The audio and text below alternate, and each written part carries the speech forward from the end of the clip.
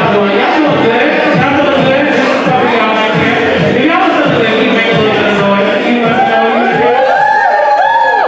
Okay, we're gonna have to work on some value. So, if you brushed your teeth this morning, can you make some noise? Okay, that's something we all can, as a community agree on, good dental hygiene. I think that's important. So, my name is Bambii. I am going to be your host of this evening. I'm going to do a poem for y'all real quick. I do raps and stuff now, but I used to be doing that poetry thing.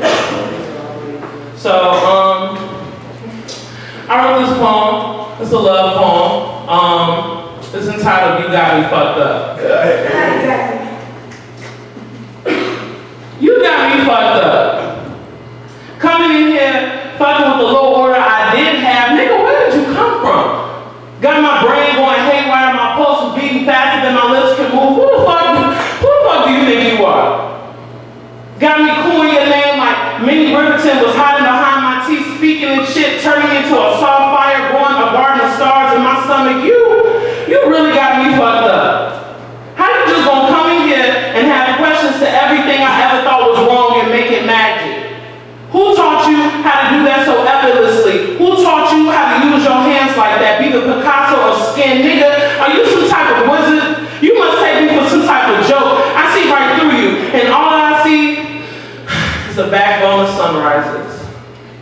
See what the fuck you got me talking with? All sweet and shit, talking in the language love has abandoned like Venus borrowed my tongue. You got me fucked up. If you knew better, you would go back the fuck up and go back to that cloud that you fell from. If you knew better, you would know I don't do that shit called love no more. I don't need you doing this to me now, not right now, making sense when everything doesn't. Smiling, turning my cheeks into sunflowers. You think this shit funny, huh?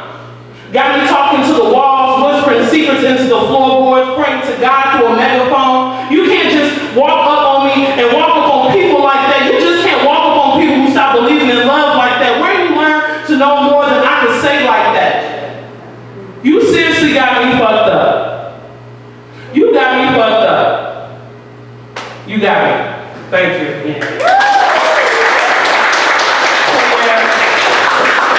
I wrote that shit a minute ago. It's been about done poetry. It's so much fun. So I'll be rapping for y'all later. We're gonna have like a 2-3 minute warning. We're about to get started, so come back and see me. I'm back. What's up? How y'all feeling? Y'all feeling good? Yeah. So there is a bar in the back. It's a free bar. Okay. So what y'all gotta do? Tip the bartender. You know what I'm saying? So just make sure y'all are doing that. Like I said, my name is Bambii. I am going to be your host of the evening. This is Rayot. She is going to be the moderator. So I am going to open up with the song. Like I said, I rap. That is the new venture, the new lane I am partaking on. So yeah, this is the first rap song I ever wrote. I do tarot readings. I'm a tarot card reader. Different facets of me. I'm really good at it. You know what I'm saying? I'm not gonna let the divine spirit don't want me to deny my powers any longer. So I'm really good at this. So I put it in my song because I wanted to represent that I was in a place in my life about spiritual enlightenment and looking for myself. So yeah, this is called Herman 9. This is the J Diddle beat. I love J Diddle. J Diddle is my life. I'm gonna write a children's poem about him one day. I write children's poetry too. So look out for that. Look out for that.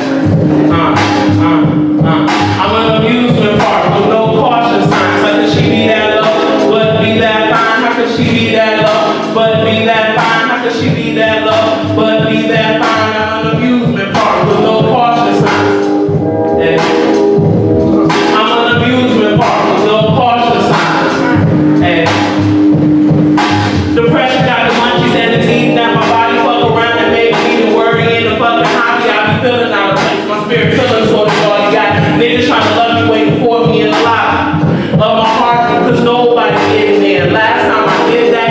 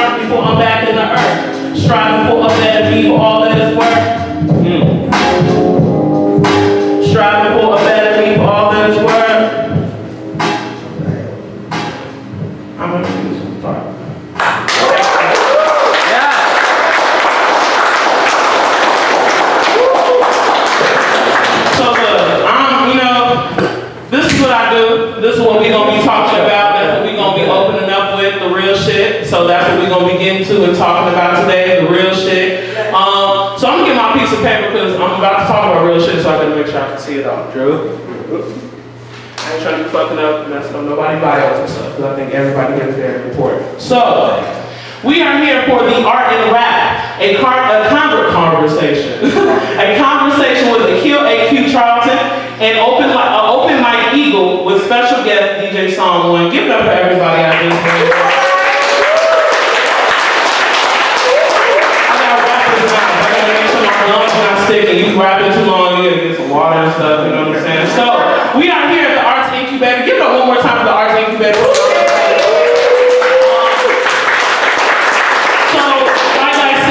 Children's book writer, tarot reader, all that good shabazz, witch doctor, all that cool stuff. So we are done talking about me. Who we gonna get to is our moderator. Moderator is Rayot, y'all. What is a Rayot? Give it up for Rayot one more time, y'all. Gotta give you all the different variations. So I'm gonna read her bio because I think those are important, and then we are going to get on to it. Rayot Graham is a Southside native. Give it up for the Southside. Any West Side people in the building? Yeah. Okay, hold on. What's up? Hold on. Anybody from the East Side again? Anybody from the East Side? South. He's the East Side. East Side? Anybody from the North Side? East Side, we got one East Side. Anybody from the North Side? He said East Side LA. I think that counts. I feel like it counts as still the East Side. You ain't had nobody here to represent. So I don't know. I think that's how, I don't know. That's just how the U.S. Congress works. You know what I'm saying? Nobody show up. We just gonna have somebody come take his place. You know what I'm saying? One of my KKK brothers, you know, he had the weekend off. We just gonna have him come take a place today. So I think that's how we're going there. So back to it. Is a native Southside native media creator, comedian, organizer, utilizing her background as a community organizer. Rayot focuses on extending opportunities and spaces for young creators to indulge and share their talents. Give it up for the young people, y'all. Give it up for the young people. That includes me. I am young as hell.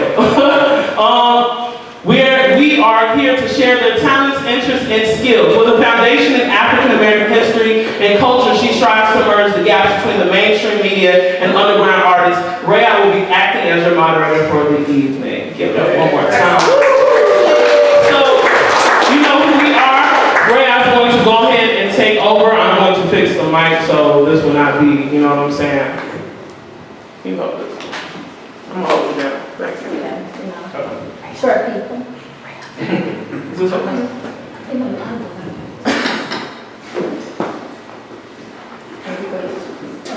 Sure. Thank you. All right. Thank you. I don't happen to rap. I rap burritos. I rap this. If you need that, I got you. Today we're going to be having a conversation with Aquil AQ Charlton and open mic Eagle with a special guest DJ Song 1 back here on the ones and twos. So first I want to start by breaking down Aquil. Aquil is a teaching artist and consultant who applies his youth development experience and creative practice as a musician, writer, DJ, and visual artist towards his vision for a more just society. He is currently an artist in residence at the University of Chicago, one of the first class of Citizen Arts Fellows hosted by the John F. Kennedy Center of the Performing Arts, and teaching artists with the Urban Gateways in Chicago Public Schools. Aquil, known as AQ, also performs electric music with his experimental group, Weak Pace Verdicts, hip hop, and his band, Cincinnati. We also want to bring out Open Mic Eagle. All right. Open Mic Eagle is an LA-based indie rapper known for his work with local collective Project Road, as well as his unique style of art rap. He has released 4 full-length solo albums, and as a concept album made with close friend Serengeti. Mike currently signed with Mellow Music Group and runs 2 podcasts, Conversation Parade, Adventure Times, The Discussion Show, and Secret Skin, an interview-based show. And so we also want to bring out Sound 1, Crystal. Come on out. Come on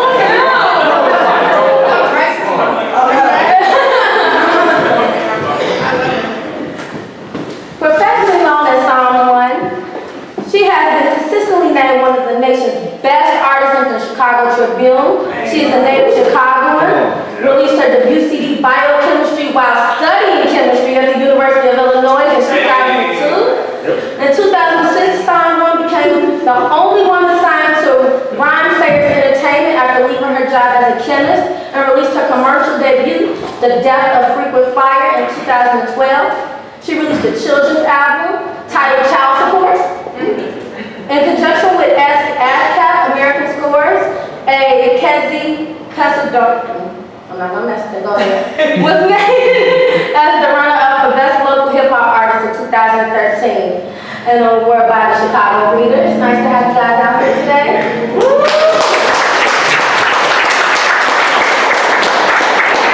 Okay, so I wanted to start the conversation today with you guys, just giving us a little bit of your background, how you guys are interconnected, what's your history in Chicago. Let's start this way and then let's work our way down. I'm born and raised here, born in Rogers Park, raised in Inglewood.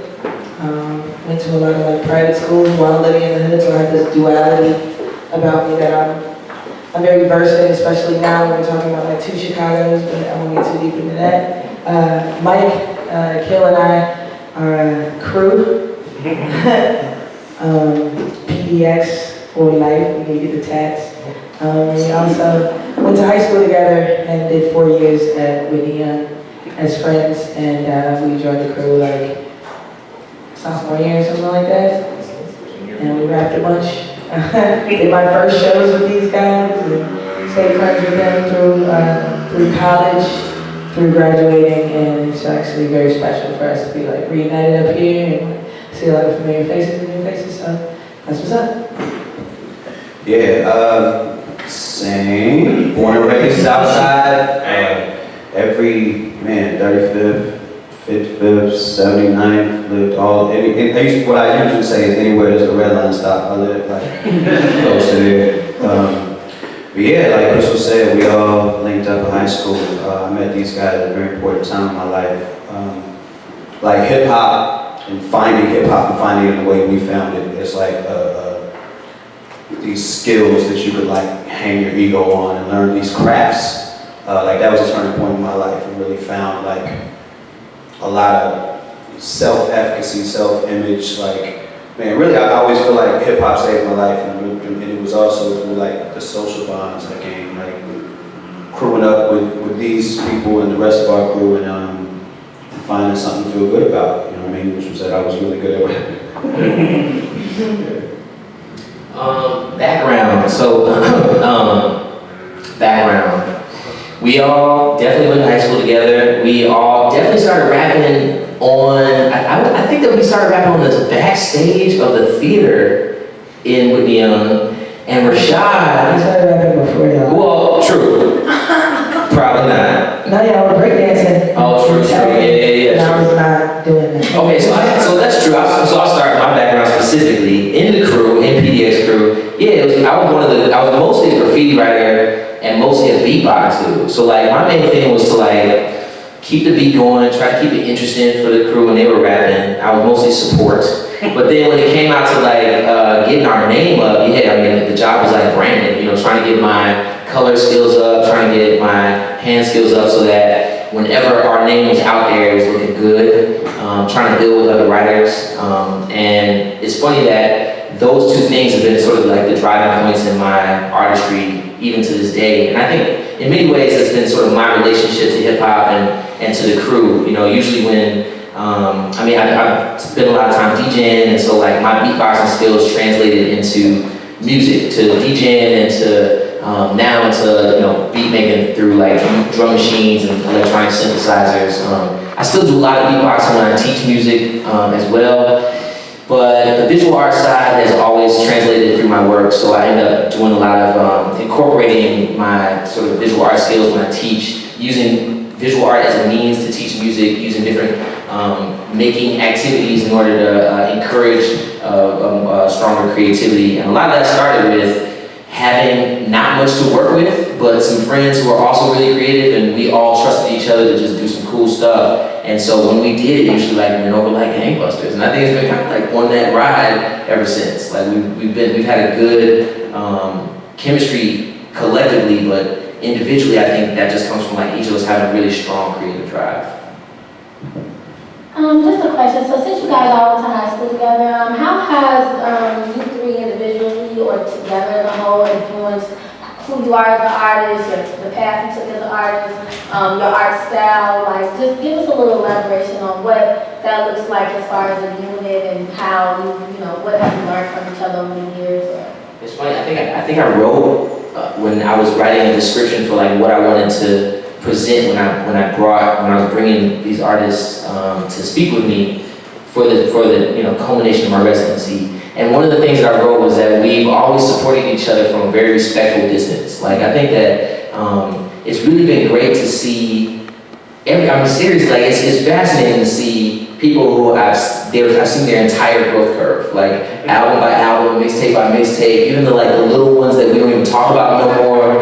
I think I shouted out the Booger Fingers EP at one of at the most recent rap show. Don't ever do that again. Right.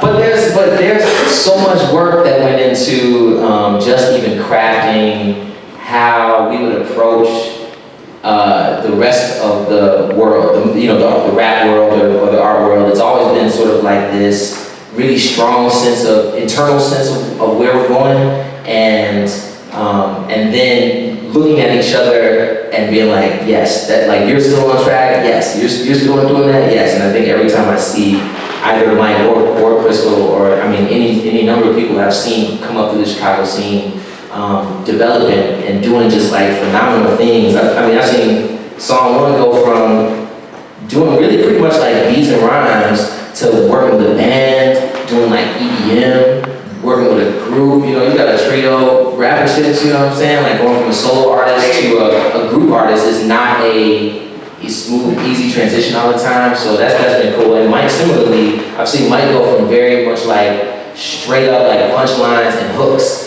to songs, like intricate song structure, with like C parts and D parts and bridges and things, So it's been. I think that for me, my style has been informed by having really good peer pressure.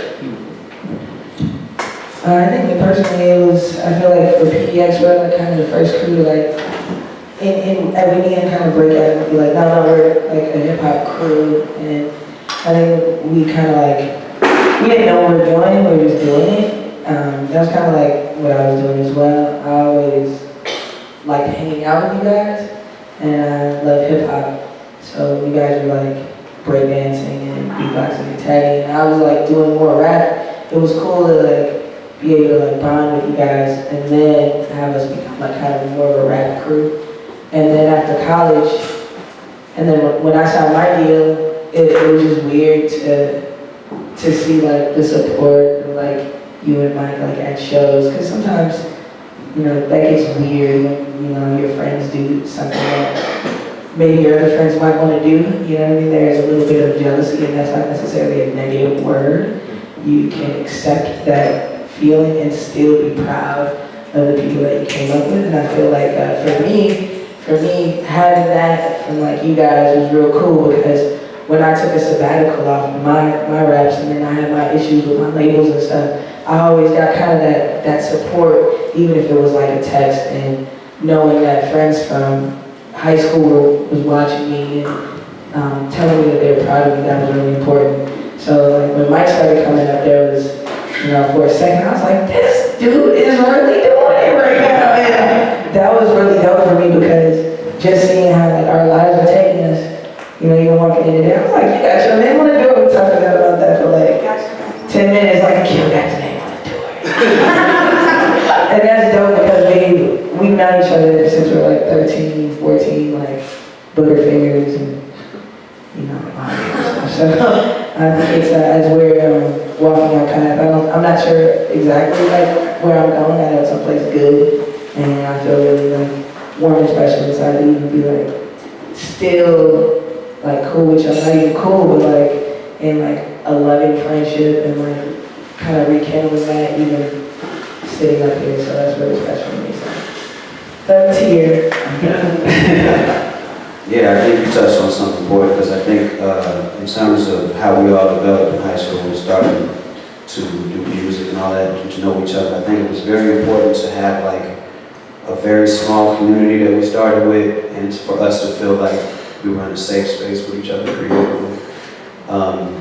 To feel like we were getting genuine feedback from each other and growing as artists that way. And I feel like in a lot of ways, like the same muscle that I write with in terms of like trying to make songs now is the same stuff like I used to try to think of in freestyles to like impress y'all back in the day, you know what I mean? Like so I had like the same values in a way from back then. And it's been great to actually like try to make careers out of it. I feel like in a lot of ways like I followed your lead, and it was important for me to see you like, okay, wow, man, that's what Sound Rhyme says, like, and then I, you come do shows in LA for me to be there, like, because it like helped me to know that I could do it too, because I know you and I know where you started and where you come from, and to see you like rocking alongside people that I listened to, it was just like another, you know what I mean? Information. Yeah, it was another thing I could stand on and be like, okay, I can do this too. It's not a pipe dream, it's just, there's a workhorse to it. Yeah, like, we're really that good. I feel like we actually like those early battles and those early ciphers that really like sharpened our skills, like, and we realizing that our skills were world class coming from where we came from. I don't know if it was the high school, I don't know if it was the South Side, probably the South Side of Chicago. Right. But knowing like going into the marketplace and into like the global marketplace and understanding that we can impact, music and culture just by like the things that we're thinking of even back then. I think that's really important and it's interesting and it's cool. Speaking of the South Side, how has being from the South Side of Chicago, with the social climate that's going on right now, so how has that impacted your creativity, your work, past and current, as far as like when you create, what part of the Chicago energy do you bring to your work? For me, where we started and when we started, the time space of like late 90s, south side, specifically southeast side, High Park, South Shore, like kicking it in places like Point, running around here like knuckleheads, rapping on street corners. There was a particular style that was like in vogue at the time, punchline style, and that's always been an essential part of my work. And I feel like that's never really left me. But it was a very different time, and now it's funny because I, just driving around here today, like the climate feels very, very different now than it did then. We see a lot of different people around here right now, but I feel like maybe just, and my only speculation is maybe it's because of, the spikes of violence in the last few years, but I feel like there's a certain tension kind of in the air in the South Side. Now, it wasn't necessarily here when we were coming up, you know what I mean? And I feel like if I was here now creating, my work would maybe have a different tone because of it. Me soaking it in today, maybe want to kind of like write a couple different things, you know what I mean? But yeah, it's hard for me to speak to what it is like today. I can only say that as far as the background goes, I think about, I'm a quirky dude, and my raps are quirky as well, and so, and I'll show up in the classroom on the west side, and they'll be like, this one, but I look at them like, yeah, let's go, because I'm not, this is where I'm from the same circumstances. I'm not afraid of the young people that I interact with, no matter where I'm at. And I do believe that I hear it when I hear certain things that Mike raps about. I hear when Krista goes into her double time raps, it's just like, she's from Chicago. There's no question that she's from Chicago. And this will, I don't want this to turn into like us like tooting each other's horns all night, but I will say that someone maintain a thread of that Chicago style rap when that was waning for everybody else in hip hop. I'm telling you, Chicago was abandoning its own tongue for a long time. I could always count on Song 1 to have some double time, like straight up Chicago raps on her stuff, and man, that always made me feel really good to like be from where I'm from and from the experience that I have, and know that that's the same language that I speak. And so, and once again, I mean, we've always been, I think, really good role models for each other. Like I hear Mike mention things in some of his raps about, you know, like you have a line where you say something about your mom, you know, and like her background, and I think about how we used to walk home from school and like she worked in that used car lot on 81st and Stony, 2 blocks down from my mom's crib, and you know, I was hoping that when we graduated high school, she was still gonna be working there because I was so trying to get your mom's little car. I was like, Mike's mom's gonna come through. I don't know how to get a car, but Mike's mom's gonna look it up. And she left and moved with Gary, and I was like, man, where's my car? But you know, that sort of like that energy, like you said, I think I hear that in the sort of edge that we're able to we're able to go there with any rapper because we're bred from the same tough stuff. Okay, so just moving into like more of like your career path and how that's going. Like where so where do you feel like you are right now as far as creatively creating?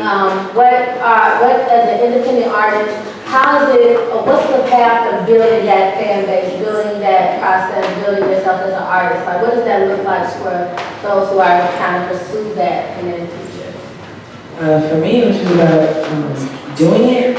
In high school, it was truly a way to express ourselves. I come from like the YCA poetry scene, and so I was writing like cryptic poetry my like freshman, sophomore year, like really bad stuff, verbose and emotional. And I feel as though I was kind of pushed into the hip hop, you know, vernacular and just kind of sharpening my skills just by hanging around guys like these and seeing how much fun it was and just kind of not being afraid to just kind of put my name in the hat, so to speak, and just kind of rap. And for me, I've been baby stepping it a lot. So to rap for someone that I respect and then have them say, no, that's dope, keep going. For me, it was always a constant encouragement that I was not whack.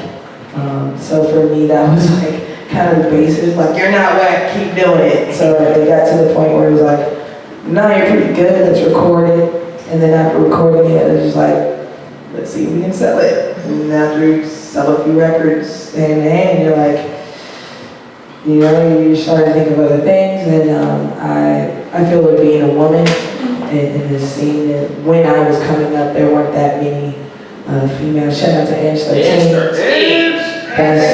That's my OG, and she actually gave me the blessing to go out and, you know, do great things and represent women in Chicago. So just coming from that kind of, you know, realm, it just kind of gave me drive to do it because no one really was doing it that was looking like me. So that was just encouraging for me. And then after I got my deal, it got weird after that, to be honest. Once I started getting notoriety from the powers that be and from magazines and the media, that's when things started getting weird for me. And then I've always had to just understand that like I'm doing this for a certain reason, and that's really to express myself, and that's where I come from. Like in 1996, 97, even with this guy, just coming to school like, hey, I want you to hear something. And for me, that's always been kind of like my MO, like I want you to hear something. The last couple of years, and definitely with like the climate being like it is, a friend told me the other day, like, you know, don't be scared and don't let fear take over your art because it kills the creative process. I want to write from, you know, places that, you know, I have options to leave and go work and do stuff with rap and be creative, and that's a real true blessing because there's a lot of people who don't get to do stuff like that. So for me, it's just like, just do it, don't be afraid. Somebody's gonna think you're whack, but if you're dope, like, people are gonna tell you that too, so that's really what it is. Before we move on from that though, to me I'm really interested. You just said after you got signed, things started kind of getting weird. And without like having to name specific people, places, whatever, like what kind of weirdness are you talking about? Like for people who are listening and trying to figure out how to chart a course forward, I think it'd be important for them to hear like the kind of weirdness you can encounter. Just kind of the pressure of being like an artist to watch. For me, that was one of the things where it kind of like bugged me a bit because that pressure for me to kind of go on a path that, you know, maybe other artists have gone, I don't think that's my path. The growth and even selling records, like I've sold a good amount of records. I sell a lot of them out of my own hand. By the way, I got CDs for sale. Yeah. Kids, you know, but for me, it's just about knowing that there are different channels. The internet is a huge tool for us to be able to, you know, push our brand. But for me, being someone that people are like, watch her. You're gonna be watching forever, because I don't think that there's a place where you kind of want me to go. Even if I go there, it's gonna be in a roundabout way that you don't expect. So if you just expect me to keep growing and getting better at music the way I do it, then that's cool. Other than that, I'm not really like looking for sort of this tangible path. And I think that not only labels put that on people, but we put that on ourselves. I don't wake up and I can't compare myself to Mike, like, you know what I'm saying? Like, look here, I don't follow him on Instagram. You know what I'm saying? Because I don't follow a lot of my peers on Instagram, because I don't want to wake up and look at your timeline and start comparing or start like getting in my own head about like why we all do it, when I can like text him, text Aquil, and like we can just talk and like be friends and share art. And just because some of us sell it, some of us teach it, some of us just are it, I think that that's more important than like where somebody is expecting us to be. And I think that's like, man, that sounds like the perfect answer to what you were saying, because it gets weird when you start dealing with people's expectations. You know what I mean? Like the more you get out in front of people, the more your fan base or your base grows, you start dealing with people want you to do this thing and that thing. It gets very difficult. But my path has started very DIY, as I'm sure you did for everybody up here. You know what I mean? We learn how to record ourselves, we learn how to put projects together ourselves just to complete them. We learn how to book shows and rock shows and all of that. Like there's no manual for a lot of that. And you start on this path of DIY and you can end up touring the country like that. But after a while, in terms of like what's expected of artists that sell a lot of records or a scene is big in the public eye, then you start having to work with different people to invest in you. You know what I mean? So you start DIY to kind of learn how the business works. You learn how like making and selling music, it's not like some necessarily dream job. It's just a job, and you learn the steps from that, from 1 to 2 to 3, whatever.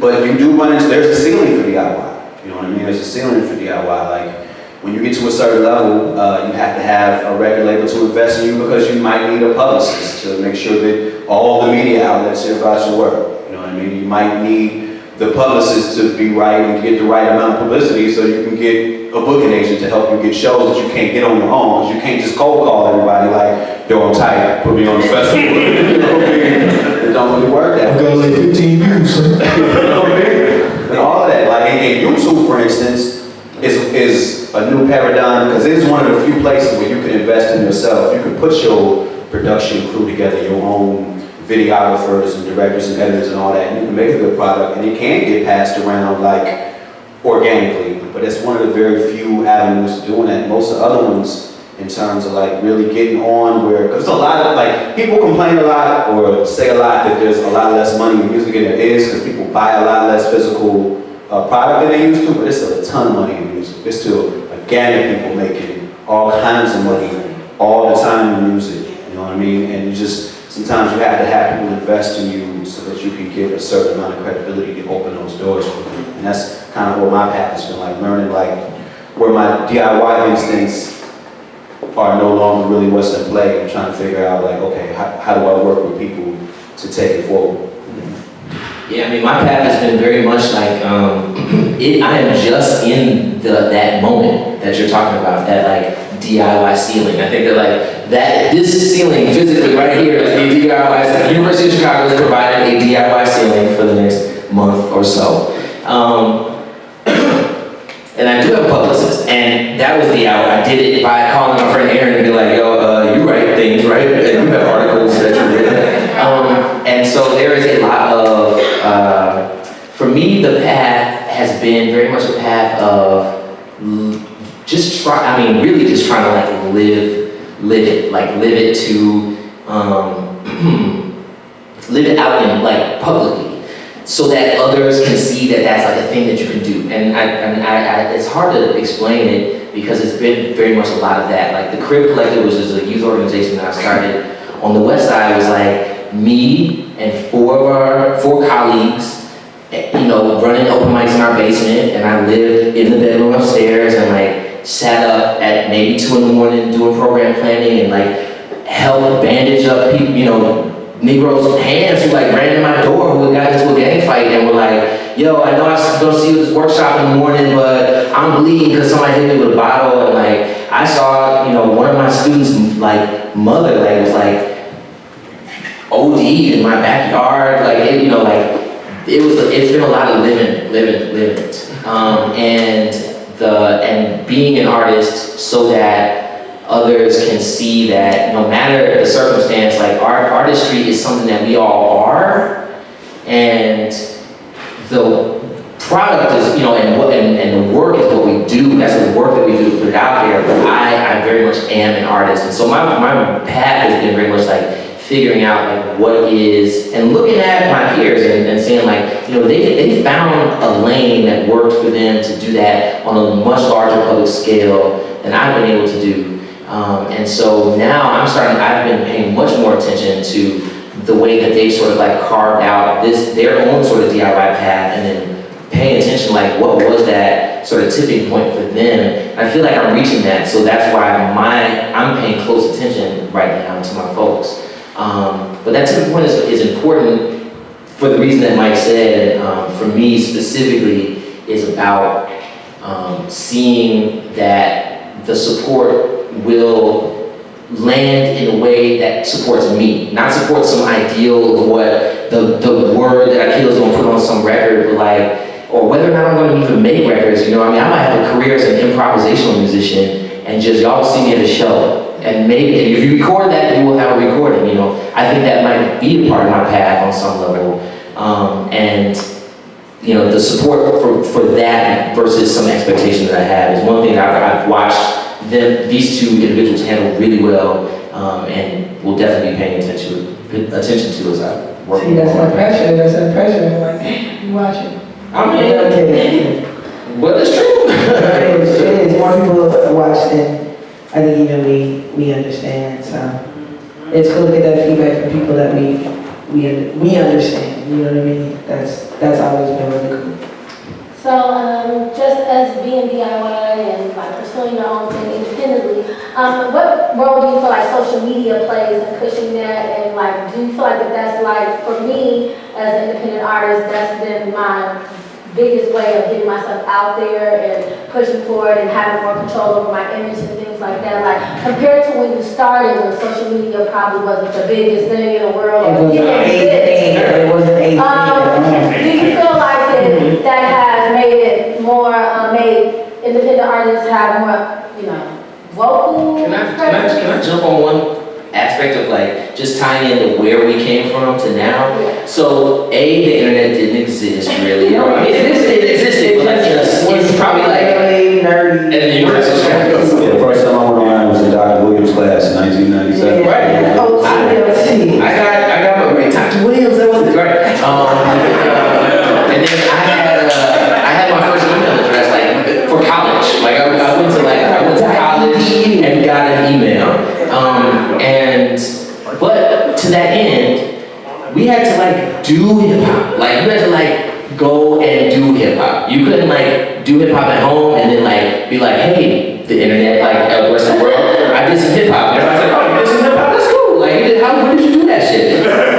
We were like, buggers be like, yo, where are people doing? And they here? Okay, we gonna go do some hip hop over there. If you had a tape that was like state of the art, you know? Shout out to the Adams and Acrobats, like they used to have tapes of like their recordings and we were like, whoa. Kenny Keats had a Tascam, like 8-track recorder, and I was like, okay, my vocals are gonna end up on, you know what I mean? Like it was like that was the learning curve because it was very much like a hands-on thing. So I think the internet has provided an interesting set of broader avenues for that same energy. But I will say that I'm curious about how I like how the artists in front of you all have married some of that. I'm not huge on social media. I think I had to like Facebook the hell out of this even, you know what I'm saying? That's like, you know, for like an electronic musician, I'm like, the internet is like not that much fun for me. I gotta admit it. So that's why I like try to talk to friends and publicists and motherfuckers who like that shit. For me, I felt like the internet was not user-friendly until I went on like a couple tours. And I remember I was on a tour with, I don't know if you guys know the band Gym Class Heroes. I was on the tour with them, they opened for me, and then they blew up. But like, but during that tour, I remember it was like 2007, and they had like these brand new like MacBooks, like the new slim MacBook that had internet that was user-friendly, and that was like the first tour I kind of went on where they were using internet, like friendly, user-friendly internet to push merchandise sales. And I thought that was just genius. And then this was still before the advent of like these huge social media platforms like Facebook and stuff was still like the Ivy League private sort of thing. I think with me, I personally like, I love hate Twitter, but for me, I really, that's where I am the most. I like to say that a few of us have been able to survive the internet because I know some artists who, once the internet became user-friendly and it was more blog-based and it was more like getting yourself out there on the internet and on YouTube and stuff, a lot of artists didn't survive because they didn't know how to like take the content that they were like already making and used to providing in a certain way. They didn't know how to like just kind of make that leap and speak a different language and get it out there to more people.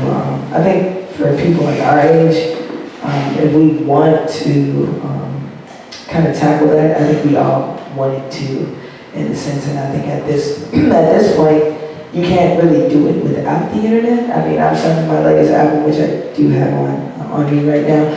That album is only physical, and it's actually you can't get it online. I haven't even put it up for digital download, and I'm not gonna do it for a while. I'm trying to figure out a new model for myself, which is actually an old model. It's selling it out the trunk. You know what I mean? If people ask you, what's that? It's my music. Who's on it? I'm on it. You know what I'm saying? I have a lot of people, you know, like believe in me and work with me. And I think that we've gotten away from like the actual art and just talking about like, you know, what's the post? What's the post? What's the post about it? For me, I've been looking for ways to obviously have my things available on the internet, but to be able to like go outside and touch the people who are playing Pokemon Go and maybe get to listen to a CD or something like that. So that's what I think there's a lot of confusion that we deal with because the internet, social media looks like an even playing field, but it's really not. And Can you explain that? I think there was a moment in time where it was. I think before, especially like media companies really got wind to like the power of that. I think there was a time when like you could make some songs and put them up on your MySpace, and there was enough people like just kind of on that platform looking for things, and you could make an impact that way. Take Facebook for instance. We used to before there were artist profiles or company profiles, it was just people, and you had people you connected with, and they were your friends. And if you made a post, your post was just as equally being probable of being seen as anybody else's. But Facebook don't make money that way, so they changed the playing field. So now you can have an artist page which has way more capabilities connecting people than your friendship page. But if you don't pay them to advertise the content, people don't see it. You know what I mean? And I think like that's where the internet really is, and that's where it's going. And I think that like artists have to be aware of that. Like I see a lot of people doing stuff where like they'll put out a song and they'll like reply everybody that follows them, each and every person on Twitter. And like people see that, they know that's generic, they know that's annoying, and that makes people not mess with you. You know what I mean? And I understand that it's supposed to be, yeah, you have all this, but it's just not really like that anymore. And I really feel like it's advantageous for people to understand, like, don't put all your eggs in the social media basket. Try to figure out some other ways to deal with people and understand that if you really want to win at that, it's another thing you really got to partner with people on. It's not the Wild West anymore. They figured it out. You know what I mean? All right, Okay, so specifically a question for someone. You were the first woman, the only woman signed to Rhyme Sayers. Not anymore. Shout out to Sarah. I have ideas about that. She's dope. She sings, though. Yeah, and now you are with Rapper Chicks. What is Rapper Chicks? How does that play into UDC, and what does that vision look like for that group? For me, being the first lady signed to Rhyme Sayers was, I mean, that's just what it is.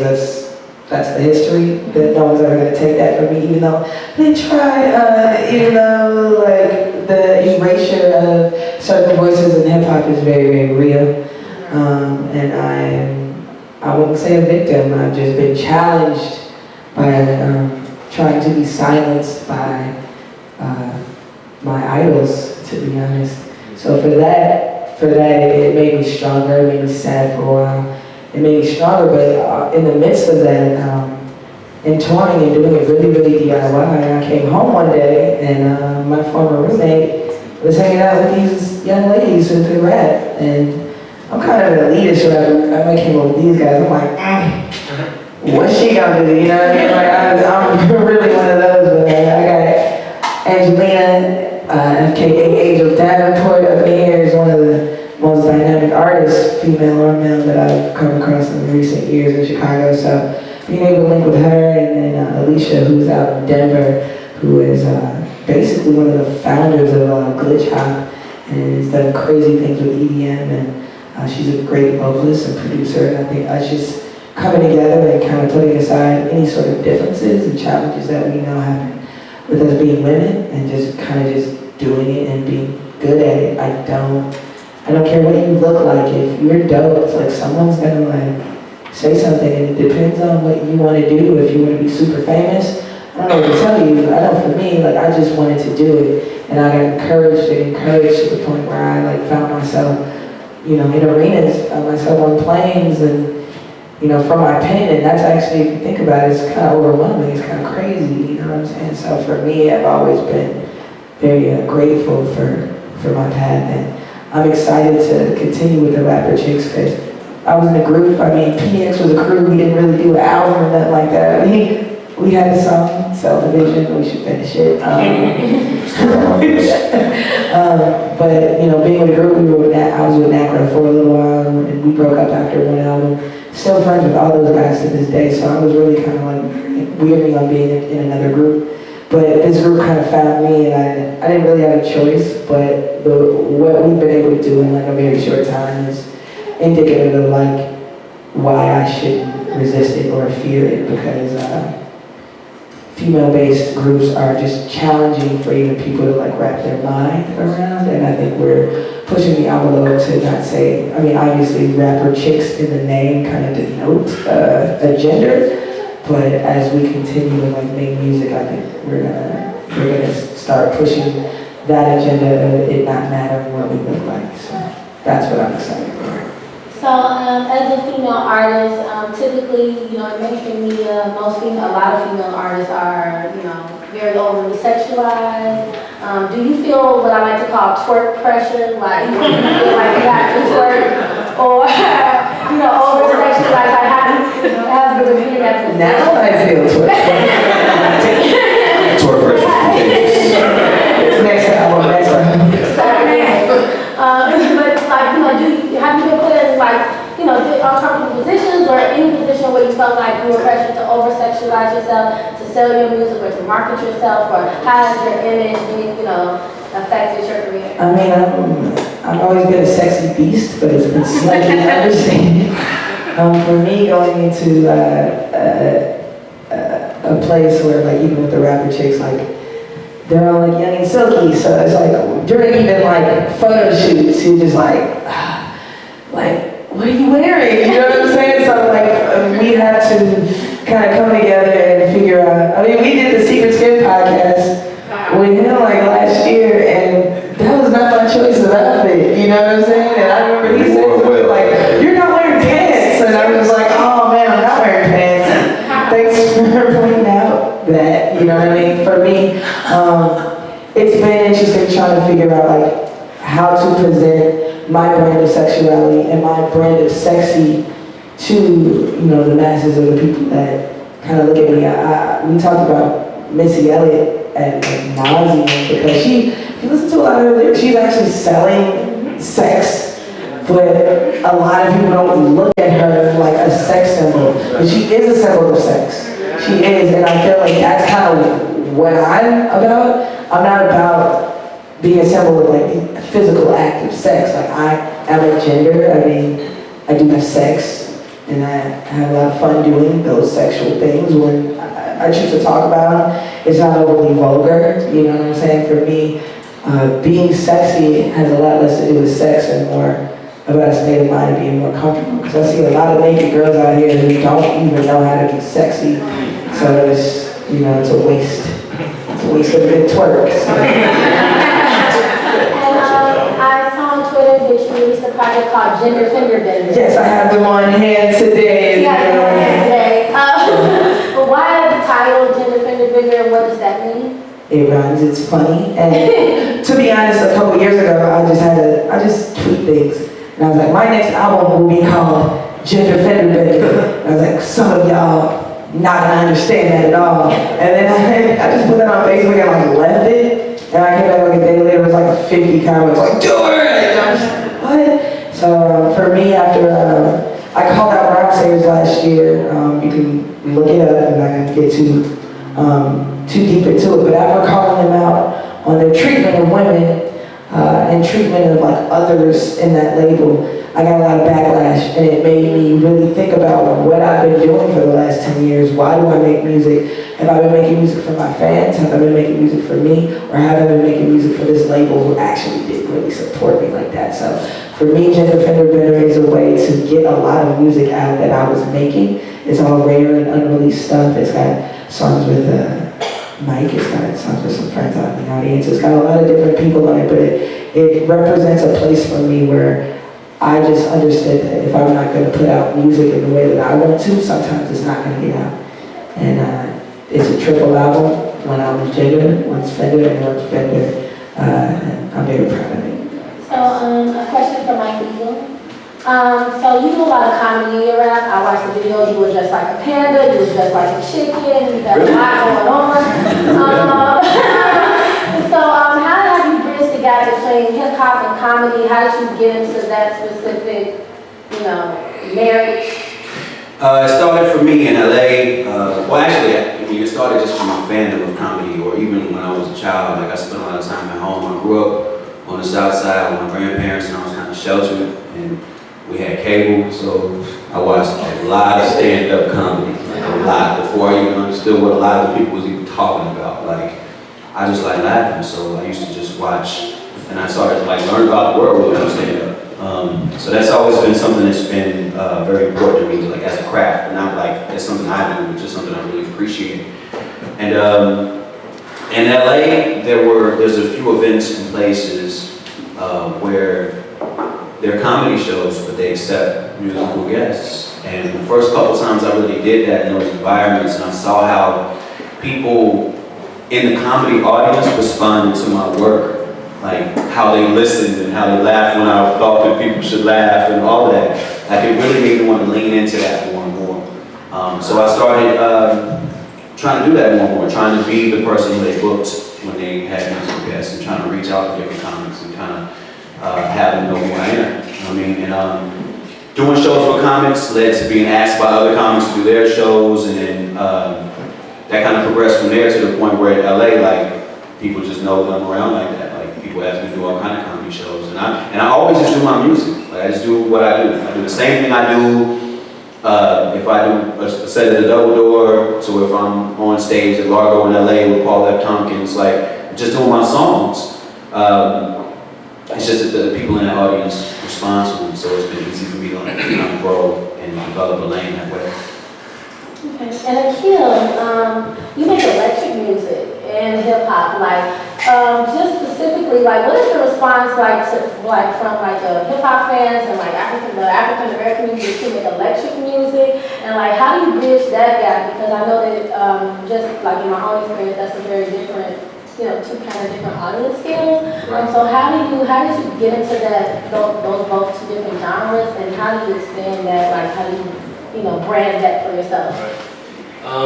So as far as electronic music goes, for me that was all of my favorite producers are using a lot of the same instruments that I'm messing with, or have been for years. When you hear, radio sounding whispery whistles on a track, that's somebody who's usually playing a synthesizer. Dr. Dre supposedly played a very famous synthesizer line on, Dre Day, and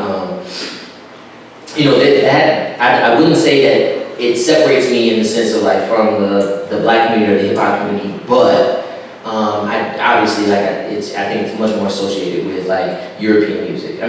Really like Euro, techno, house, which is very Chicago to me. So when I think about the drum machine one of the drum machines I use is by this company called Chord. It's the ER1. It's their rhythm synthesizer, but it's a drum sequencer. But I remember seeing it at like a house music set, like on the side of somebody's like DJ gear, in the 90s. And it was really became very popular in the 90s for house music, for electronic music, which was very much like house and hip hop. Hip house, so to speak. I do think that what I think that is great is being able to reconnect with the hip hop community from the position of a musician, because many of us in hip hop came from the experience of doing it ourselves, because there weren't really a lot of opportunities for traditional music education. And drum machines, electronic music, turntables, rapping, beatboxing, banging on tables, those are things that you would do for cheap or relatively free, or do it yourself, or get the machine from a pawn shop or whatever. You could make that. And so I kind of took that approach. I got the drum machine, or I asked for the drum machine, and got it as a gift, because I really wanted to just go out there and rap, and I didn't want to be constrained by waiting on no beat from nobody. I just wanted to do it, and it's the same ethos. I wanted to do it myself. And I think that I really look for the other young black men, other young men of color who would see that, and I think that there is a little bit of association of that's nerdy or whatever. But I think the culture is changing. I think that there are way more young people of color who are wanting to be nerds than there were in 1997. I think that we wanted to be nerds, but we wanted to be the coolest, nappiest headed, graffiti writing nerds that we could be. And it was like a big, middle finger to what we consider to be all the cool kids in the mainstream. So we wanted to be nerds, and I think that I try to tap into that same energy of those who see that and that's cool. I don't know how long it's gonna take me to get all those lights to line up, but that's cool. And so that's what I'm gonna do. So I have two more questions, and then I want to open up to the audience to ask questions. My first question is how do you know how to be broke in doing your artwork? Just as an independent artist, What do you mean? I'm I know this. Who's broke? I can pay by the universal strike. What is the balance of trying to do a 9 to 5? Right now I have 3 jobs plus I do comedy and stuff. So it's how do you balance the broke art balance? I think artists in general are generally and historically terrible with money. I talk to artists on all kind of different mediums, and I know for me, I can. There's this corny thing that people say, but I do look at that there's some people who are rich in money, and some people are rich in experiences. I've spent millions in my lifetime having a great time. I have a few dollars in savings, but I definitely I don't necessarily live show to show, but when I get a good show, I save a lot of the money from it, and I keep my costs low. I'm a traveling rapper. Even when I'm not touring and doing shows, I leave and make records, and I have to make sure that my finances are in order.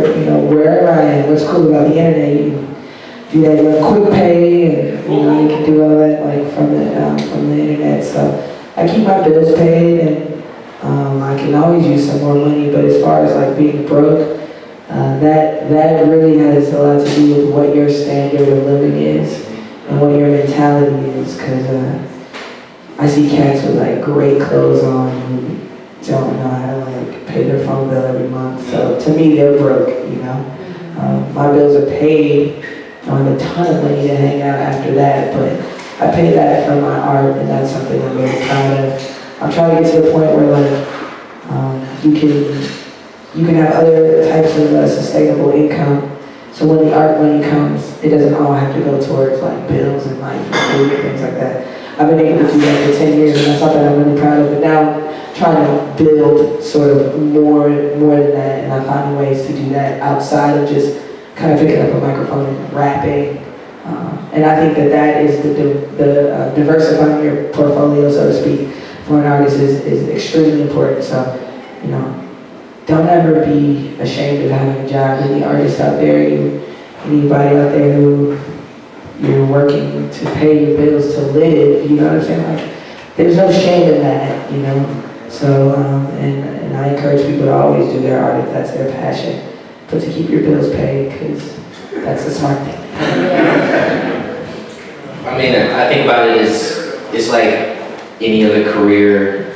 Careers consist of several jobs, right? So like, say my career was in education. I might have a teaching job and do volunteer at a youth program, or consult, or offer advice to another one, or mentor another young person, but it's all toward my development as like a better educator, etc. And I mean,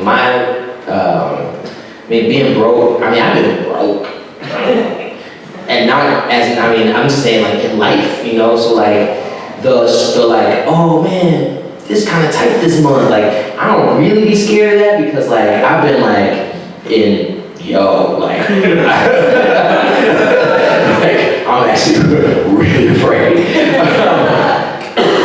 and come from, although I don't really have shame about having been raised in poverty for some periods of my life. I mean, my mom and my brother in the audience, they can sound check that if y'all want to, but like I'm not gonna pull out no tax documents. But I mean, we've seen some hard times in our life, and I think that broke isn't what scares me. I think that like desperate is what scares me. When I've been in a period where I've been like, I'll just do anything, that's the stuff where I've taken soul crushing jobs, or when I've like put myself in a position to be exploited. I will say this, and just this, like, I'll be real brief with it, but I think that artists are exploited by the industries that make a lot of money off of the artists. Like, I think art makes a lot of money, but the artists don't often make a lot of money. Like, they're not making as much money as like Pepsi is making when they pay you for the gig. The Double Door is making a good amount of money.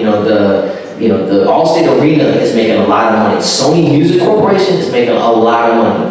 But the artists are usually making like a very small fraction of that, and I think that is often tied to this ethos of like, or this ideal that there's a difference between working at who you are or what you do in art from any other career. Like, I do love what I do. I do get something very intrinsic from doing my art. I'm sure that construction work, a contractor gets something very fulfilling from that, but you don't be like, so he should do that for free. But it's so common for an artist to be like, oh, $50, who's that $50? And like, and I feel bad, and I wish when I hire artists or like other artists for doing things, dude, I want to be like, I wish I had the coffers to just open up, because I feel like work should be valued at as high of a rate as people get for the best work they've done. Because they'll show up and do their best work. And unfortunately, artists just aren't treated like that. And so I'm more afraid of like being desperate and exploited than being broke. I think it's hard to look at artistry in the same way that you look at other positions, other ways of employment, because it's a different scale of the economy.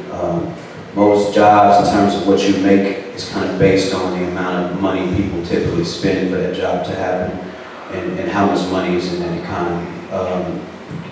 Music as a job, like musicians, it's taking a nosedive, but it's mostly, like I said, because people stop spending $10 on a CD or $30 on 3 CDs every month or every couple of weeks. That's gone. People stream, and it's mostly for free. You can subscribe to something, but that's people's contribution to the economy of music these days. It's $10 a month or $20 a month or whatever.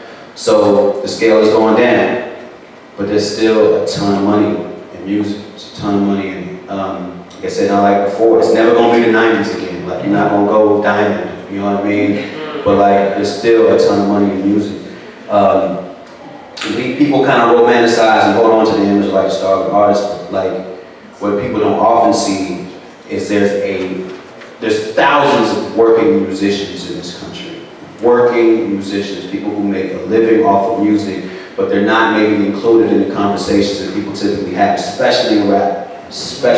Like, there's crews, there's individuals. If you go look at the iTunes charts right now, I bet in the top 50, there's 15 people you've never heard of. Like, who is this? Exactly. Yo, Special Ed is still like touring music, like vehemently. It happens, you know what I mean? It happens. Like, you could get booked, you could get money. Like, it's just like, in music, people make it seem like something magical is going to happen, some game-changing moment, and all of a sudden you'll go from being broke to being paid. It's not like that. You have to learn how the job works. You know what I mean? Like, you might have to intern at a label. You might have to do something for free for a while, but the point of that is to learn how the revenue streams work. Like, figure out how people are getting paid. And then once you do that, I mean, you can kind of start applying yourself towards it. It's not like a mystery job. You know what I mean? It's not a magical job. It's just like any other job, except that you can't go on monster.com and figure out how to do it. You know what I mean? You can't submit a resume. You have to figure out who's doing it, be around and learn the trade. It's a trade. You know what I mean? So you're gonna have to go that way. So I would like to open up the floor to audience questions. JJ. Thank y'all. Give it up for one more time for all of the artists on the field. So we have a couple of questions going. I just want to make a couple of comments. I know we really kind of cut on time. I just want to make a couple of comments. One, I appreciate what you were talking about, the whole growth thing, because I find a lot of us are at. There's a lot of artists in the room are here, and I'm noticing a lot of more artists are going to artist talks. Like how this is a risk to allow yourself to go and talk about things that you've been through, your hardships and maybe mess ups and stuff. But these are things that are really, really appreciated, because I'm just in the back like, young as hell, don't know shit, might fuck around and give myself to the wrong corporation or wrong business, or continue on a path because somebody has not decided that I'm going to, list the mistakes or the different downfalls that I've had. So I appreciate y'all for doing that, because we don't hear that enough. We don't hear those steps. We hear usually what happened after you made 50 steps and lost a leg and had to go back and get that motherfucker. Then, you move back home and then run to the bank to go get the money. So I appreciate y'all. So we're gonna go and we're gonna get these questions going. Is there a limit on the questions, or is it just gonna be lined up like this and then we're gonna see how it flows? No? Okay, cool. All right, so I'm gonna give the mic up and then we're gonna have that and then we're going to something else. Make sure you tell everybody who you're here and name and stuff too. Hello, I'm Walter. Hi. I used to, still once in a blue moon DJ, but I Walter Insomniac. Shout out to Secret Skin. It's a podcast that goes down, going to work, back and forth. Something, I'll kind of start with you, Mike, but to open it up. As I grew up listening to music that connected with me, I can remember my cousins coming from New York, like from Queens. They exposed me to like Run DMC, and I'm like, our world was changed. And I'm living in Southern Illinois, breakdancing on a kitchen floor, and being the only black kid for miles around. So connecting hip hop to something that I wasn't exposed to or being seen. And flash forward some years later, when I would start to go and listen to music that connected with me or I liked, having people like kind of either say, oh yeah, I really dig that, or be like, you know, I don't really hear that's not the thing, that's not the thing I want to hear. So I was playing celebrity reduction prayer for some folks a few weeks ago, and you see that thing where people's eyes light up because they're connecting with the lyrics. And then you have other people who just feel like it's bobbing their head. I play a little Odyssey, playing The Good Fight, and people are like, yeah, they're like, yeah, and then other people just kind of like, bobbing their head, not feeling it. So my question is, how do you walk that line of giving people the challenge of listening to something and opening their eyes to concepts and ideas through your music and through your art versus trying not to be broke and give people what they expect or they think they're supposed to hear? I mean, for me, I think we're in a very fortunate time in terms of like hip hop in the world. I think there was a time when like the people at the top, at the mainstream, who were kind of like directing what hip hop sounded like was really far away from anything that I liked or anything that like I could connect with. But if you check out what's going on right now in terms of like the top dudes, Drake, Kanye, you know, like most people, like there's a level of experimentation and musicality going on that's kind of unprecedented in mainstream hip hop. And that helps me out because at the end of the day, really, I'm only being guided by my own values. Yeah, experimental. And because of that, like, I'm lucky right now that because some of the things I value is what some of the culture as a whole values as well. So if there's some crossover in between what I like and what everybody likes, that's great, but I can't necessarily think about that while I'm creating because like the worst thing I can do is try to figure out what everybody else likes. You know what I mean? Like I have to really just kind of deal with my own values and what I appreciate and kind of go from there. Yeah, I mean, when you think about the role of the artist as far as, you know, cutting through some of that, I think that, I mean, there are different artists and different roles, and I think there's a role for a you know, popular artist or a mainstream artist. I think a lot of, at least the, you know, the quote-unquote popular artists who I've met, who are like really popular, they're usually like starting out doing this too. Like they just kind of like, it worked. Like they, you know, they got in line with like some of the right stuff and they're like, yeah, I want more opportunities, you know. Most people wouldn't turn down a series of opportunities if it was coming their way and would work really hard to like pursue that in a lane that they thought worked for them. It just so happens that, you know, some people disagree with that path or like that, those values behind it, or that person's values are really more about capitalism than mine. Personally, I just happen not to be like a super huge capitalist, and so I am much more concerned about the impact of the ideas that I'm putting out there than I am about the return that I'll get financially. But I do need to finance this work because that's the system that we operate in. And so a lot of what I do in order to do both is I teach and I facilitate my message so I can be one of those long tail artists and like maybe release, you know, the next album when I'm like 82. You know? And it'll be phenomenal because I've been working on it for 75 years now. You know, but whatever, you know, but in the meantime, I mean, I'm still making music, I'm still impacting people, and it's just like what scale do I want to do it on, I guess, is for me. Real quick, one more thing, and before we move on from that though, it's like one thing I want to stress more than anything, and it's kind of what I was talking about earlier, with there being thousands of working musicians that you may not have ever heard of. The bottom line truth of that is that there's an audience for everything. Yep. Each and everything there is. Like, and it might be a huge audience, but because maybe corporations aren't making super money off of it, you don't hear about it. So the whole thing is you don't even think about it. You just make what you make, you do what you do, and try to put it in a position where people can hear it and come to it. But don't worry about trying to make something people like ever. You know what I mean? In college, if I had an alter ego, it was definitely open mic ego. But what I wanted to say, so for years, there's been this whole conversation that artists really couldn't make it in Chicago. You know, that Chicago didn't value the artists, we didn't pay our people enough. we weren't asking our local artists who go over and headline, you know, wherever in the world, we weren't trying to give them that same value here. I know I was in Poznan, Poland in November, and as soon as we got off the plane, they gave us roses. And I was like, dope, I wish my city would do that for me. But where we are now, do you all feel that artists can make a living wage here in Chicago and sustain themselves? We've gone from having absolutely no industry to some industry. It's not as big as New York or LA or anything like that, but there is an industry when there just was none when we were coming up.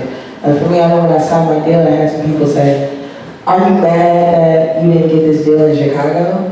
No, that didn't really actually cross my mind. I feel like people like Common really, you know, in the late 90s when he moved to, I feel like he moved to New York and started working with, you know, Native Tongue and the Roots, and that album, like Water for Chocolate, shout out to Neo. I remember when he put that album in, he was like, Common went to New York. And people were mad, and I'm like, why are you mad? I love New York. My family actually moved from Chicago to New York when I was like 12, so being able to go from Chicago to New York and see like how much more industry was there, that was a blessing.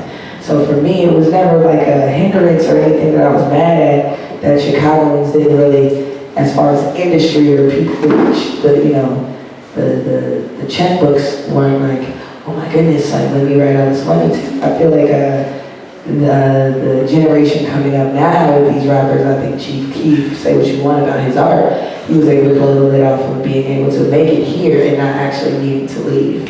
Now in fact, he had to stay because of the law. So, And then he was forced to leave. He turned that whole thing on its ear. But what's cool is that you don't have to leave to blow up, but you shouldn't leave to do anything. I would tell people who don't necessarily identify with being an artist or a creative, man, travel, go see the world, go see what people do in other parts of the world, and it'll give you perspective on how to do something better in your own town, in your own home. So for me, Chicago's always been the coolest place ever. But I know that I can go to LA and work, and I know I can go to New York and work probably twice as fast and get things done twice as fast there as I can do it here. Does that make me love Chicago less? No. It just means that we are what we are. Some of the best talent ever has come from Chicago. I may be biased, but I feel like some of the best talent across the genres and mediums have come from right from here. So, go out and see what they do in other places. Don't be scared. And that's real, and not even just across genres, across history, some of the best artists have come out of Chicago, but it don't mean the industry's here. It's like Crystal said, it's got nothing to do with treatment, flowers, none of that. Like, it's just about going where the work is. And it used to be that you literally had to leave to go where the work was because the industry, like she said, it's in New York and LA. Now, there is some homegrown business, so you don't necessarily have to, but it's still an exception to the rule. It's just like any other industry, like you have to go where the work is if that's what the work you're trying to do. I know in rap we have like kind of this obsession with geography and styles and sounds and making sure you represent what where you come from and all that. That's all good, but you take your upbringing with you wherever you are. You know what I mean? It's not like you have to be tied into being in a particular place to represent it either. You know what I mean? And I think it can be a lot of advantages to going where that industry is if you're trying to be a part of it. I think my industry has been in Chicago, and so it's worked for me to stick around Chicago on some level. Like doing grassroots youth organizing is hard to do in broadly. Not that some people. I mean, I know plenty of people who do more broad-based organizing between here and like the West Coast or whatever, or New York for that matter. But that has been an important part of my growth process. But I will say that music is much broader than where you're at, so like the idea of leaving is just like relocating, you know what I'm saying? Like, I mean, leaving Chicago, like, have you ever really leave like where you're from? I don't think you really leave. I think that like you go and you maybe live somewhere else and work there, but I mean, and Chicago's still like claiming the hell out of Mike, so like for that matter, I think sometimes. I think that's it's music. Music is like if it stayed in just your Chicago market, think about how many people are missing out on your message. My French fans are top notch. They running friends again because Chicago's so important. And we like, oh, you know, so you gotta do that. And, Hi, my name is Sammy-san. So I have a question for like all of you, I guess maybe specifically you, because I know when you were introduced and like online, something that was mentioned was the way you guys incorporate activism, political activism into your music. And I'm just wondering to hear a little more on that. Personally, I'm a student here. I've been in Chicago for almost 4 years now, and I feel like one thing that's that's been impressed upon me is the whole idea of like music and activism. You'll listen to Big Messes, there's a lot that going on that came out and very like impacted me a lot. I was just wondering how you all navigate that line of like how much you want to like include in your music, like how do you express your views or how do you like impact change through using your art. I keep telling myself that if I'm ever going to have anywhere near the like commercial success that my friends have had as far as making music, I'm going to have to like shut up a little bit because I do tend to want to just be really outspoken about my political views in general. I think that there's no room in his words. I feel like it's just no, we ain't got time for that personally, and that's just where I'm at. There's a certain urgency with which I feel like it's important to say things without mincing words, but I really, really value the ability of some artists, particularly the two right next to me, to be able to use humor and whimsy to really cut through a lot of like people's like divisive sort of politics. And I've been learning a lot about that. So I think that at least to that end, I think that my activism is in what I do like in the streets. Like I made the mobile music box to go bike around the city of Chicago and like teach music to those who can't get in the music program or maybe just don't have one that day. So like that's aside from what I'm gonna do musically. I mean, I think personally, like, the power of hip-hop is really when people expressing their reality to the best of their ability. So, everybody's not activists. So everybody shouldn't make activist rap music. You know what I mean? I think if you're gonna, being a studio activist is just weird as being a studio gangster as far as I'm concerned, right? And I think that the reality of most people is that there's some measure of them that is into activism and there's some measure of them that is into other stuff. And I think to me the value in rap in that way is the value of any art form. And so people are going to put their values in it. And I think the more honestly they can have it reflect their real values, the more powerful it is. Just briefly, I agree with that. I moved to San Francisco for a little while, a couple of years back, and I just needed a ton of jobs because it's really expensive to live out there. And I was able to get a job very quickly working with an after-school program. Through working with that after-school program, I was approached by ASCAP, which is a major publishing company, to do a program with them. Through that program, I was able to meet, Grammy-nominated, Grammy Award-winning artists from all around who were doing this program with kids, where you basically make music with them, and then they put it on a bigger platform than you would think. So I participated in that program for a few years, and through that was just able to end up running my own after-school program. That was not the plan for me, but I know that through my education, my educational background, and just me putting my value system into my music intrinsically, I think that made it a little bit more political than even I knew. And I think through the youths, through the babies, we've all been able to like impact in a way that is bigger than ours. It's kind of wild when I think about it, so how we all like organically ended up working with youth. The babies, man, they're the future. Yeah, thank you.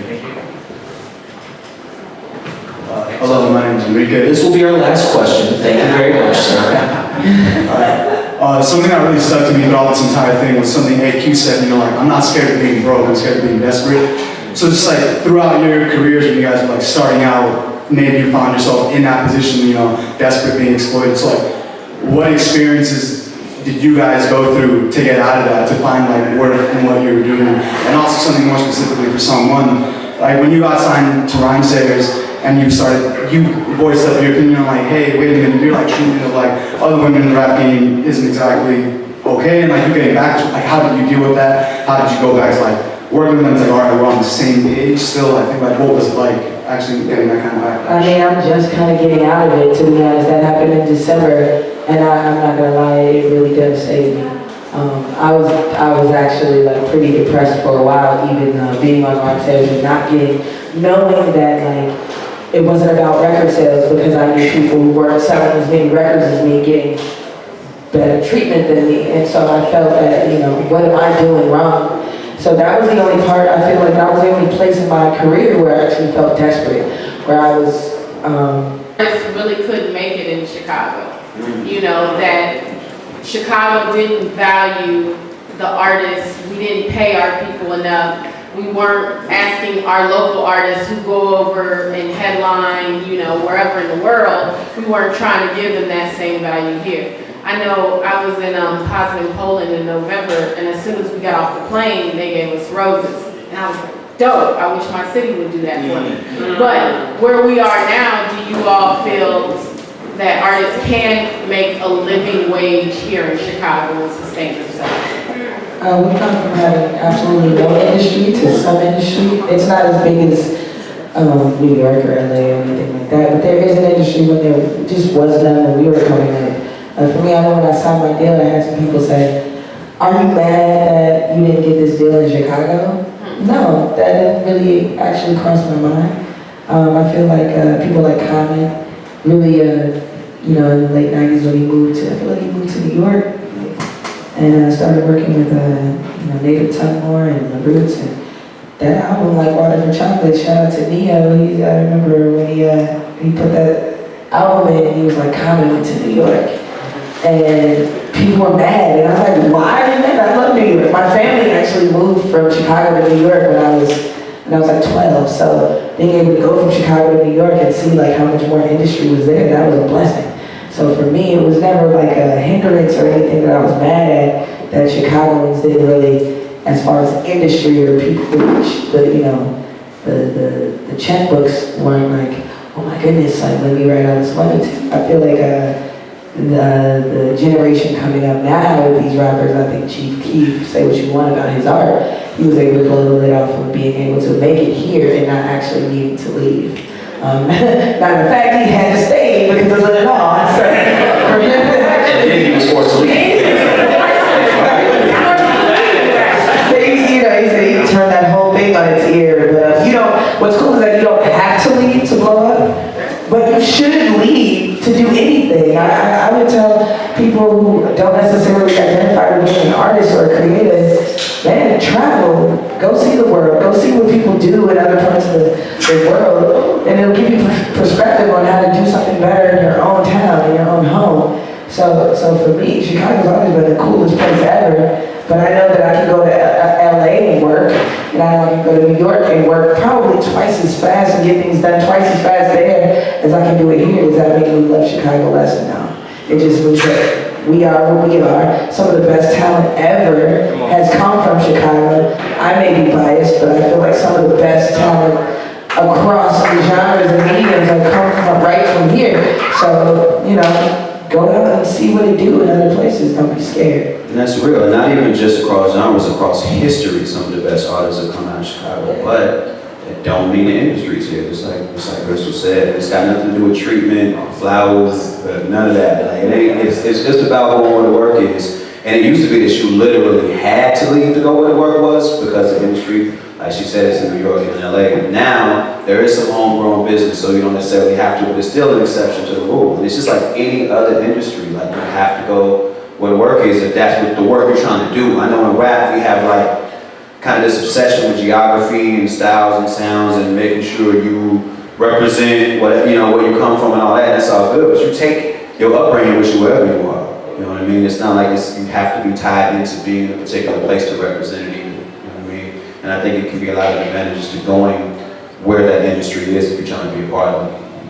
I think my industry has been in Chicago, and so it's worked for me to stick around Chicago on some level. Like doing grassroots youth organizing is hard to do, in, you know, broadly. Not that some people. I mean, I know plenty of people who do more broad-based organizing between here and like the West Coast or whatever, or New York for that matter. But you know, that has been an important part of my growth process. But I will say that you know, music is much broader than where you're at, you know, so like the idea of leaving is just like relocating, you know what I'm saying? Like, I mean, leaving Chicago, like, have you ever really leave, like, where you're from? I don't think you really leave. I think that, like, you go and you maybe live somewhere else and work there, but, I mean, yeah, and Chicago's still, like, claiming the hell out of white, so, like, for that matter, I think. Sometimes. No, we got you. We know. I think that's it's music. Music is like, if it stayed in just your Chicago market, think about how many people are missing out on your message. You know, like my French fans are top notch. They'd be mad if you're like, I'm never coming to France again because Chicago's so important. They'd be like, oh, you know, so you gotta do that. And Hi, my name is Sammy Simon. So I have a question for like all of you, I guess maybe specifically you, because I know when you were introduced and like online, something that was mentioned was the way you guys incorporate activism, political activism into your music, and I'm just wondering to hear a little more on that. Personally, I'm a student here. I've been in Chicago for almost like 4 years now, and I feel like one thing that's been impressed upon me is the whole idea of like music activism. You'll listen to Victor says, there's a lot going on that came out and very like impacted me a lot. I was just wondering how you all navigate that line of like how much you want to like include in your music, like how do you express your youth, or how do you like impact change through music or through your art? I keep telling myself that if I'm ever going to have anywhere near the like commercial success that my friends have had as far as making music, I'm going to have to like shut up a little bit because I do tend to want to just be really outspoken about my political views in general. I think that there's no meaningless words. I feel like it's like, it's just we ain't got time for that personally, and that's just where I'm at. There's a certain urgency with which I feel like it's important to say things without mincing words, but I really, really value the ability of some artists, particularly the two right next to me, to be able to use humor and whimsy to really cut through a lot of like people's like divisive sort of politics. And I've been learning a lot about that, so I think that, at least to that end, I think that my activism is in what I do, like, in the streets. Like, I made the mobile music box to go bike around the city of Chicago and, like, teach music to those who can't get in the music program, or maybe just don't have one that day. So, like, that's aside from what I'm gonna do musically. I mean, I think personally, like, the power of hip-hop is really when people expressing their reality to the best of their ability. So everybody's not activists. So everybody shouldn't make activist rap music. You know what I mean? I think if you're gonna being a studio activist is just weird to be a studio gangster as far as I'm concerned. And I think that the reality of most people is that there's some measure of them that is into activism and there's some measure of them that is into other stuff. And I think to me the value in rap in that way is the value of any art form. So people are gonna put their values in it. And I think the more honestly they can have it reflect their real values, the more powerful it is. Just briefly, I agree with that. I moved to San Francisco for a little while, a couple of years back, and I just needed a ton of jobs because it's really expensive to live out there. And I was able to get a job very quickly working with an after-school program. Through working with that after-school program, I was approached by ASCAP, which is a major publishing company, to do a program with them. Through that program, I was able to meet, Grammy-nominated, Grammy Award-winning artists from all around who were doing this program with kids, where you basically make music with them, and then they put it on a bigger platform than you would think. So I participated in that program for a few years, and through that was just able to end up running my own after-school program. That was not the plan for me, but I know that through my education, my educational background, and just me putting my value system into my music intrinsically, I think that made it a little bit more political than even I knew. And I think through the youths, through the babies, we've all been able to like impact in a way that is bigger than ours. It's kind of wild when I think about it, so how we all like organically ended up working with youth. The babies, man, they're the future. Yeah, thank you. Hello, my name is Enrique. This will be our last question. Thank you very much, sir. All right. Something that really stuck to me throughout this entire thing was something AQ said, you know, like, I'm not scared of being broke, I'm scared of being desperate. So just like throughout your careers when you guys were like starting out, maybe you found yourself in that position, you know, desperate, being exploited. So like, what experiences did you guys go through to get out of that, to find like worth in what you were doing? And also something more specifically for someone, like when you got signed to Rhymesayers and you voiced up your opinion like, hey, wait a minute, you're like treating of like other women in the rap game isn't exactly okay, and like you're getting back to, like, how did you deal with that? How did you go back to like working with them to like, we're on the same page still? I think like, what was it like actually getting that kind of backlash? I mean, I'm just kind of getting out of it, to be honest. That happened in December, and I'm not gonna lie, it really devastated me. I was actually like pretty depressed for a while, even being on Rhymesayers and not knowing that like it wasn't about record sales, because I knew people who weren't selling as many records as me getting better treatment than me, and so I felt that, you know, what am I doing wrong? So that was the only part, I feel like that was the only place in my career where I actually felt desperate, where I was kind of like my claim to fame was being the first lady of Rhymesayers, and no one gonna take that from me no matter what.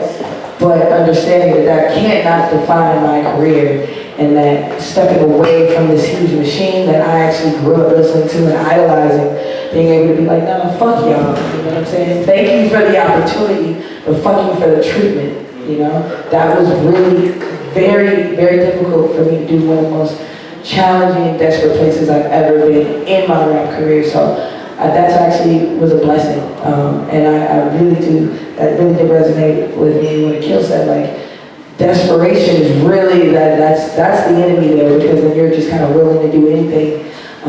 You know, someone told me early, like, don't rap on anything that you don't like. You know, take the money if someone's gonna pay you for a feature, which is a blessing.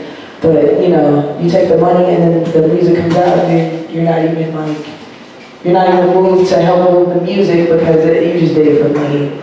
So I feel like when you break it down, it doesn't matter what you're doing. If you're just doing something for money and it doesn't make you feel good inside, then, you know, we're getting into like, you know, other things there, you know what I mean? And that's, you know, that's what I think any creative artist or anybody trying to transcend and be better can, you know, try to avoid, because there's, like Mike said, there's a ton of money in music that doesn't have to make you feel like, you know, crazy inside, you know, after you create it.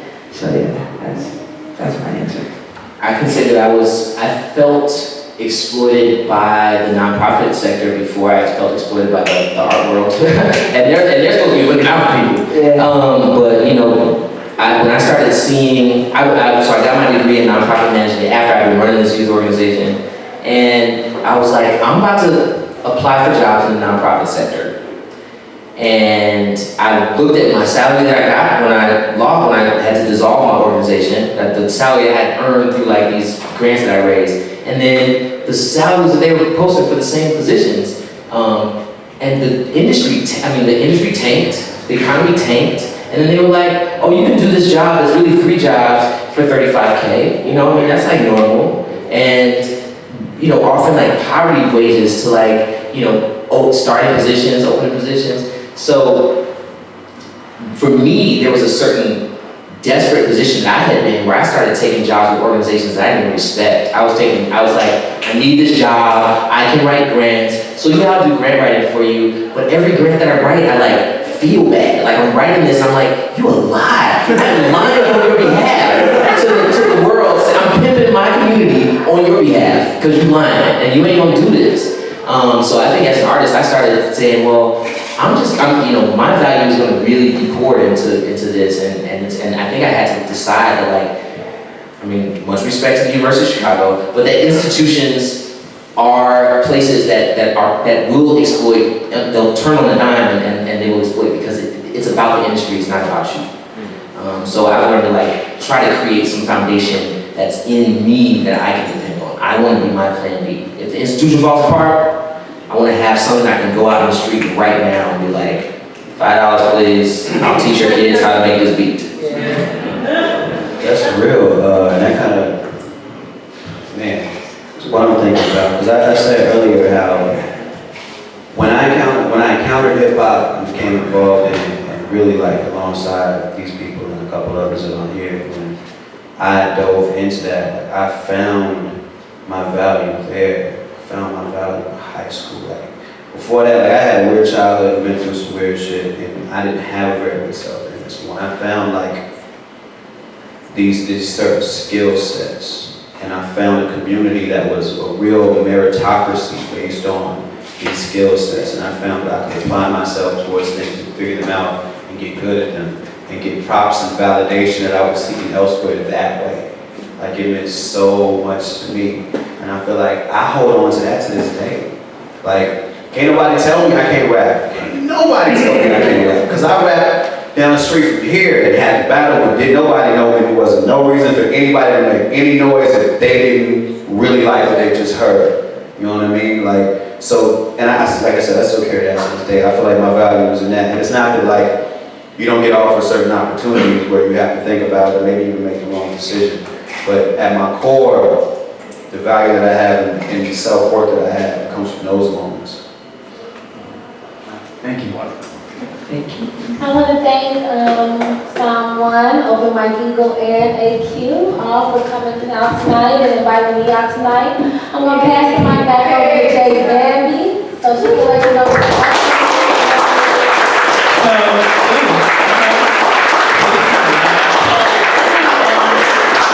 Yeah, I'm already pretty loud as hell, so we don't need to do that. So we're about to go downstairs. There's a gallery set up downstairs for an installation that Aquil and Mike have planned.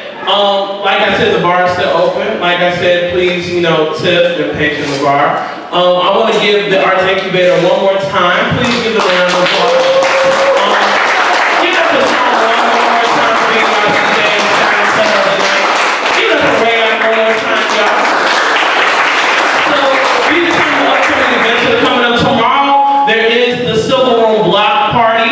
There's going to be a lot of amazing and dope events tomorrow. I'm hosting an event tomorrow through Louder Than a Bomb out there tomorrow.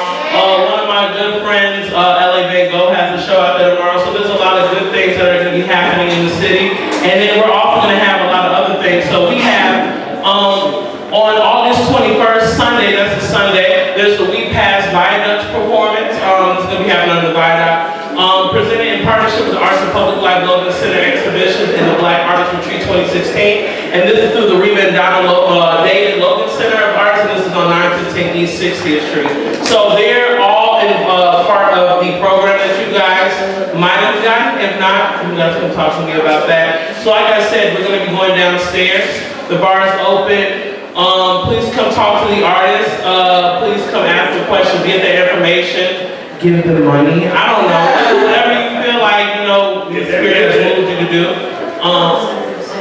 Yeah, the performance, that's what I needed to know. I was just like, I'm missing something. So the performance will be happening in 10 minutes. So like I said, there'll be time to vibe up here, and then you're going to be heading right downstairs, and then we're going to be closing the show out sometime. So definitely make that move. Thank y'all.